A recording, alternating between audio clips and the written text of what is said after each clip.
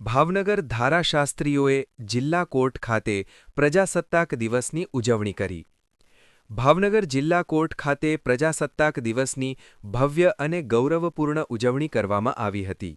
આ પ્રસંગે ભાવનગરના ધારાશાસ્ત્રીઓ દ્વારા જિલ્લા કોર્ટ પરિસરમાં ધ્વજવંદન કરવામાં આવ્યું હતું. દેશભક્તિના માહોલ વચ્ચે રાષ્ટ્રધ્વજને સલામી આપવામાં આવી અને રાષ્ટ્રગીતના ગાન સાથે કાર્યક્રમની શરૂઆત કરવામાં આવી હતી. ઉજવણીના અનુસંધાને ભાવનગર બાર એસોસિએશન હોલ ખાતે એક સંવાદ સભાનું આયોજન કરવામાં આવ્યું હતું, જેમાં પ્રિન્સિપલ ડિસ્ટ્રિક્ટ જજ એચ.એસ. મૂળિયા સાહેબ, સેશન જજ સહિત અન્ય માનનીય જજશ્રીઓ અને મોટી સંખ્યામાં ધારાશાસ્ત્રીઓ ઉપસ્થિત રહ્યા હતા. આ અવસરે દેશભક્તિપૂર્ણ વાતાવરણ વચ્ચે દેશની એકતા, અખંડિતતા અને બંધારણના મૂલ્યો અંગે વિચાર વિમર્શ કરવામાં આવ્યો હતો.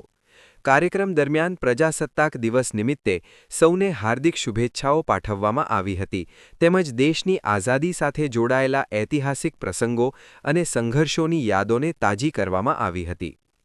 વક્તાઓએ જણાવ્યું હતું કે ભારતની આઝાદી માટે થયેલા આંદોલનોમાં ધારાશાસ્ત્રીઓનો સિંહ ફાળો રહ્યો છે અને કાયદા તથા ન્યાય દ્વારા દેશને નવી દિશા આપવામાં મહત્વપૂર્ણ ભૂમિકા ભજવી છે. આ સમગ્ર કાર્યક્રમમાં દેશપ્રેમ, બંધારણ પ્રત્યેની નિષ્ઠા અને ન્યાય પ્રણાલીને મજબૂત બનાવવાની પ્રતિબદ્ધતા સ્પષ્ટ રીતે જોવા મળી હતી.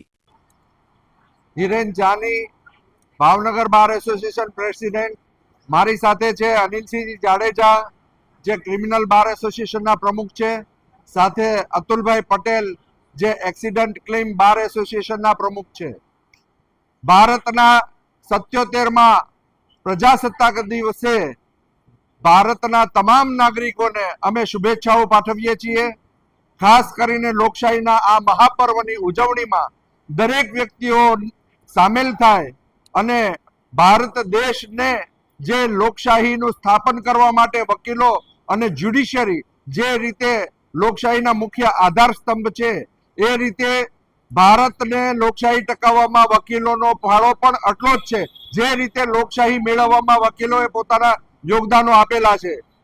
ભારતની લોકશાહી મેળવવા માટે શહીદો કે જેણે પોતાના જાનના બલિદાન આપી અને આપણને જે આઝાદી અપાવી છે, તેને આ તબક્કે ખાસ યાદ કરીએ છીએ. આભાર.